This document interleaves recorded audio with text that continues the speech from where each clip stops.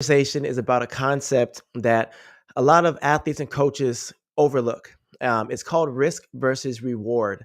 And a lot of these things kind of come down to what's the overall intention and purpose, right? So here's an example. I want to say 10, 15 years ago, I was doing a specific drill that's on my YouTube channel. And it's a drill that I saw, that I learned. But basically, you're doing bounding, right? And as you're doing bounding, you're jumping onto boxes, and these boxes are, 4 or 5 or maybe 6 inch boxes. And so you're jumping either on the ground onto the box or from box to box, things like that. And I was able to do it because I had done drills similar to that in college, and I had complete control over my body. There are certain drills that you can do because you're strong enough. And then there are also certain drills you shouldn't do because you're not strong enough, right? Then, even if you are strong enough for certain drills, you don't want to do them in certain parts of season, because if you get an injury or make a mistake or fall, then you can actually have greater consequences, right? So here's an example. There was a There's a drill that I have. It's called Elite. And Elite is a compilation of hurdle jumping exercises, a plyometric workout. And we would do these over our high school hurdles, right? Obviously, the varsity athletes were able to do this drill with no problem. I can turn my back on them and they'd be able to do the workout specifically. Then you had athletes who would try to jump as high as the varsity athletes. So then they would put the hurdle height higher to jump that. And then I would hear people laughing. I turn around and, somebody fell, right? And at first it was like, okay, they fell. It's okay. Try harder. Make sure you're staying focused. Then this would happen over and over again. Obviously, if there are freshmen and they can't clear a 30-inch hurdle, then I would say, let's do the smaller hurdles, right? So what I'm getting at is, these athletes would say, I really want to jump over the hurdles instead of the mini hurdles. How do I get over there? Let me jump over the bigger hurdles to try. If I wasn't watching them, then they would try it on their own, and then they would do fine, right? But then there were certain times where they would be fatigued, or they'd be tired, or they just didn't plant right, or they got distracted, or the wind blew, whatever it may be, and they would clip the hurdle. Then they would fall. And I realized, okay, if kids keep falling, this could be an issue. And then sure enough, one day after I made these adjustments, one of the kids decided to go over the hurdles because he's like, I want to try, see if I can do it. And he did it. So he's like, I'm going to continue on this height. Well, again, I wasn't watching, and he fell and he rolled his ankle. And so I said, okay, this athlete is a lower level athlete. He's trying to develop and improve. I said, okay, if he fell and hurt his ankle, what if this were to be my varsity athlete? What if this were to be during a state championship part of season? Like, would that be acceptable? And the answer is no. So I said, one kid fell, let's take this off of the whole program. So now what I've done is, the hurdles are still going to be upright. However, everyone jumps on the side. Does it change the difficulty level? Yes.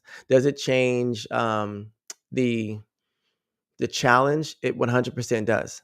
But what it does is, it now makes it 99% foolproof for any athlete. And that's the biggest thing. So what I'm saying to you is, whenever you have a drill set up, you have to assess who can do it and who can't, right? Even my brother, he jumps over the hurdle, but he has it on the lowest heights, even though he can jump severely over, right? But the biggest thing is, do we need anything to be present? Do we need anything to be even possible? How do we limit the risks, right? Now, the reward of it is, when you're jumping over hurdles, you're forced to jump a minimum height, right? And that's always great. Even when it's spaced out a certain distance, you're forced to jump a certain distance. But what happens if an athlete hits it, right? Are there any other ways, me as a coach, that I can actually change the drill to make it easier? Could I have a hurdle with a foam guard on top, so if they do hit it, it falls easily, right? Like, there are so many ways you can do it. Also, do you have to have a hurdle at all? Okay, so when you're putting together drills, Think about the worst case scenario and what could happen, and make that be a scenario that could happen. So now ask yourself, would I have a 5-year-old do this drill? Would I have a 20-year-old do this drill? Would I have a 15-year-old superstar? Would I have a 15-year-old first time jumper doing this? And if the answer isn't unanimously yes, then you need to make sure you change the drill to make sure it is that. Okay.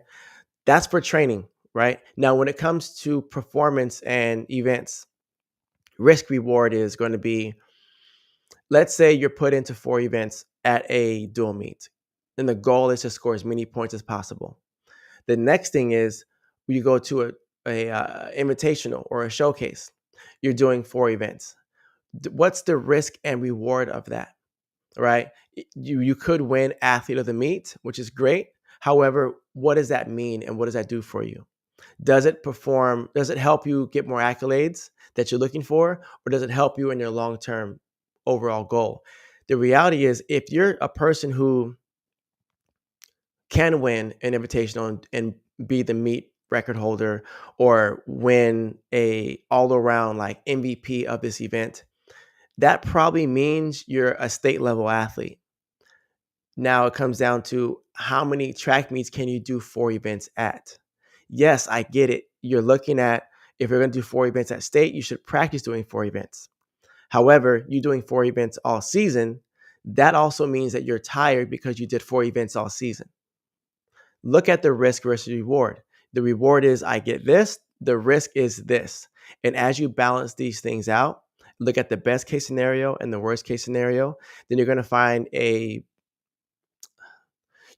you have all the what could happen on the table, and then you choose what's best for you. So many times your coach will choose for you. Sometimes you choose for yourself. Sometimes you should talk to your coach because your coach's idea doesn't fit your belief system. Have these conversations. The risk reward factor is very important. I have this all the time with my athletes. You know, I have an athlete who just got out of basketball and then now is going into track. The other athlete just got out of soccer and now is down in track. The risk reward is, if you compete right now, what are you going to gain out of it? If you train for the next 2-3 weeks and miss these track meets, or only do a short approach, again, what's the risk reward? This risk reward conversation you have internally is really going to support you for the long run. And it's all tied in with goal setting. So if you haven't seen that goal setting piece, make sure you watch one of the first videos on how to set the goals, and also your mentality to set you up to have a very, very good season. So if you have any questions, please comment below or email me at info@leapsquadacademy.com. All right. Till next time.